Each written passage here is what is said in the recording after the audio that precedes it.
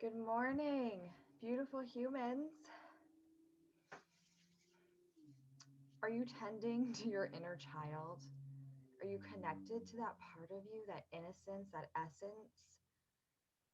This is something that's really been coming up for me recently. And what an important part of us this is. We get into the daily grind, becoming adults and doing all of the adult things and going to work and tending to the house and the husband and the kids and the whatever it is, right, in your life, whatever that translates to, all the obligations that we fill our plate with. But are you tending to you and to the sacred part of you? Okay, so what does that even mean? Who is the inner child and what does it mean to tend to this part of us, right? So to me, the inner child, we all have an inner child part of us. It's like this, I always equate it to like a 5-year-old version of us. So imagine who you were at 5, right? It is like who we were at the most carefree point in our life before we really started taking on the like programming and conditioning of society. Okay, now I've heard before some people are saying, "Oh, it's not age 5 for me, it's 4, 3 or whatever age it is for you. Maybe it's a little later, maybe it's 6, 7, 8, right? We're on a different journey, but for me it's around 5. Most people it seems to be around 5, but you get to pick the number that resonates with you, right? Ask your higher self, connect with your inner child and find out. Um, so this 5-year-old version of us before we've been like totally programmed and conditioned. Do you remember what that was like? How free and playful and creative and spontaneous you were? Like those are words coming for me. So maybe whatever words come for you, right? They might be a little different. That is our essence. What I've learned for me in my journey is that this inner child part is actually also our higher self. Because when you think about it, that's the essence of who we were before we were conditioned. So that's who we truly are. And of course, we mature, right? As we grow, we're not always immature, but that like those qualities of the child, right? They talk about in the fucking Bible, like childlike, I don't know, innocence or whatever it is. There's a reason, right? Because that child part is in all of us. And it can be very easy as we come into adulthood and we add layers and layers and layers of conditioning on top of it.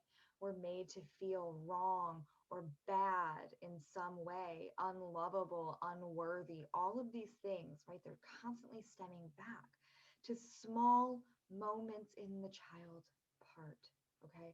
Now, I know some of us have had like traumatic experiences as a child. Okay. So, those, right? Those are some big things here. And for anyone who feels like they haven't had anything hugely traumatic, we all have instances in life that are traumatic to us.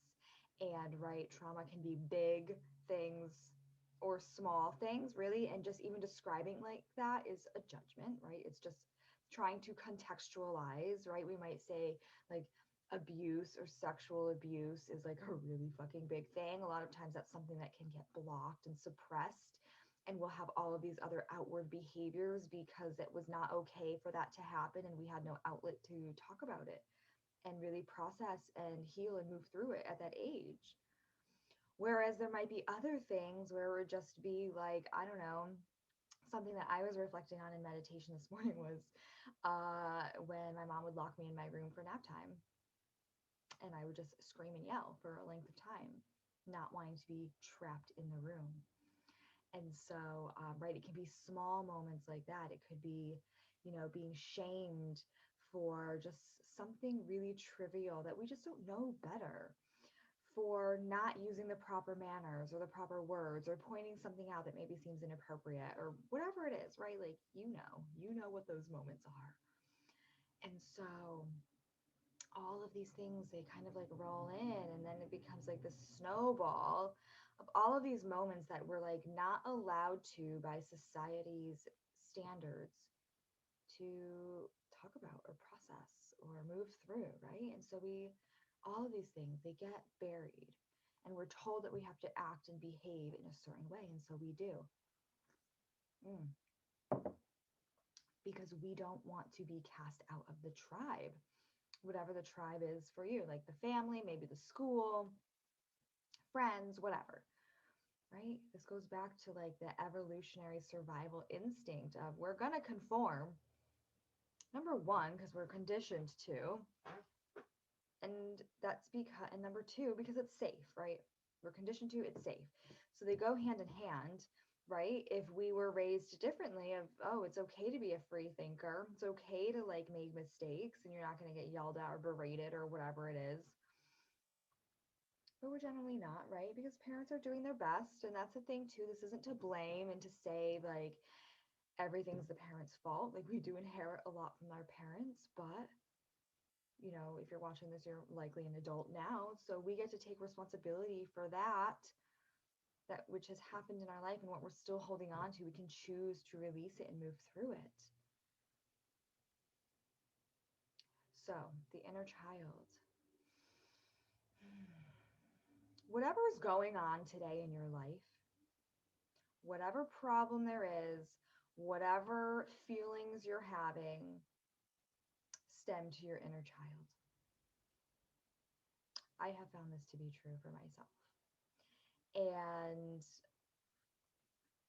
it's because of the way we're raised, right? It's those beliefs that we're indoctrinated into. And so, what do we do about that? What do we do? We're here to just hold space for ourselves and our experience. Can we hold powerful space for this now moment, whatever that feels like? Can we connect it back to a time in childhood when we've also felt that way? Can we hold space for that inner child that didn't get what they needed in that moment? Can we give it to them, like in that meditative space? That's the work, right? I was doing this morning and I was feeling kind of angry. I've had some anger I've been purging recently. And this feeling of just being stuck and trapped, and right, like that's an illusion. That's in my head. And I feel that, you know, being here, I'm currently staying with my mom until I find aligned housing, we'll call it. And I was really reflecting on it because I spend most of my time in my room, right? I spend most of my time here because we just don't live similar lives. Like, I don't want to watch TV. I don't want to fucking listen to her dog barking all night. I don't want to watch the news. I'm not going to, like, right? Just be around all these things that I don't really care to be around. So I stay up here, right? That's my choice. That is like a solid choice.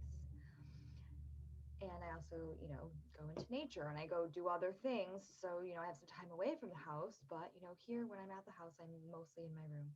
Okay. And so I was really feeling this like, what the fuck? Like, I feel stuck and trapped here. Like, I want to get out. I want to find wherever I'm going to be next. And, you know, it's been knocking me out of the now and being present. And so I really took a moment to reflect on this morning, and it was powerful. And it brought me back to what I was sharing with you earlier about how when I was younger, she would lock me in my room for nap time. And the reality is I understand, right? From like when I look back as an adult, you know, we've had some conversations about it. She needs a break too, right? And so there was a lock on the outside of the door. It was one of those old school like chain locks. So, and I just remember like banging at the door, trying to open it, and I couldn't. And, you know, imagine being like a young child and like that's your fucking experience. Like there's so many feelings that roll up into it. Like I felt like the sheer fucking rage of being trapped in a room. And honestly, it was a big room. It was a different house than I'm in now, but and that was like an old antique kind of like Victorian house. So all the rooms were really big. But that didn't matter to me as like however like this 5, 6, 7, 8 year old that I was getting locked in there for an hour, right? It's an hour, it's not all day. It wasn't like some weird fucking situation. But that really left a mark. Mm, clearly. Because now I realize like this correlation of me spending all this time in my room is bringing me back to that child part that did not like being locked in there. And then it brought me to another memory of how we lived in that house until I was about 10. And I changed my bedroom like at least 4 times, like to different rooms, just because I wanted to, I don't know, have a different experience, wanted to change things up. And so I can see why now I'm constantly wanting to change things in my external, because that's just a pattern I created for myself as a young child, like probably just to keep busy, to occupy myself, to change up the scenery. I'm not really sure. It's something for me to dig into a little bit more. Um, so really becoming present to all of the things that was going on for our inner child, and really to access this part of myself. I felt like when I went inside into that meditative space, I was like, I'm very visual. So I went on like this Indiana Jones like fucking journey within myself. It was to a very deep and dark place. My inner child was like in this cave with like these inscriptions on the side. I don't even know what they were yet. I mean, I may be able to really see what it is, right? Because that's all parts of us. Like the cave is in me. That's me. The inscriptions are subconscious, probably memories. And so I've got this world within, and I really was able to be with the inner child and like pull her out of that a little bit. Like she still feels stuck in there. It wasn't like total getting her out. So I get to keep going back there and working with her. And it's so important that we do this because we want to integrate this inner child part. We want to be the safe space in which that part can come to life, because that's where we connect with our essence, our higher self. We connect with our gifts and our purpose, our creativity, our freedom is there. All of these beautiful things that we are constantly searching for outside of us, they're right inside. And when we tend to the parts of us that need us most and bring healing to ourselves, we create space for those to just show up in our life. We create powerful space for us to have the impact that we came here to make. But there's so much fear that we're buried under, and a lot of it's not even our own. That's kind of what I've also learned. We inherit a lot of things from our parents or caregivers or whoever we're spending the most time with growing up. We take that on as our own. So, do you know what your actual beliefs are versus what you've inherited? Think about that one too. So I encourage you today. I'm going to continue being with that inner child part today. I actually have a mentorship call in a couple hours. So I think that'll be a really powerful time to continue moving through that. And in the meantime, I'm just going to hold space for her. I'm going to let her be where she is and express what she needs to, because I mean, she is me, right? I'm talking the third person. The inner child part is part of me.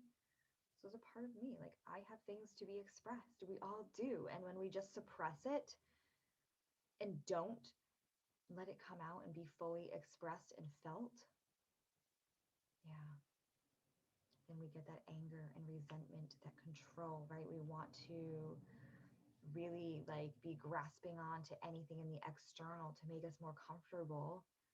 This is why we like binge eat or go on shopping sprees or drink, do drugs. Like we're searching for something outside of us that we're never going to find there, right? That's why like when you come home from a shopping spree, you put everything away and you still feel kind of empty, because there's nothing outside of you that can heal you. You have everything you need within, right? Like you ultimately have to take time for you and your inner child and all of those parts that need healing. So spend some time with you today in your own energy with these parts. Open up the means of communication with yourself and be open to receiving, and know that you're the safe space for all of this to happen. You are safe to feel your feelings. You are safe to be yourself with yourself. You're safe to be honest with you. And I know that feels kind of scary. We're not used to it. We're used to just being what everyone else wants, but you're safe within you. Can you be honest with you and open with yourself? Because when you can, wow, so much magic opens up in the world. Okay, my friends, That's what I got for you today. Lots of love, and I will catch you on the flip side.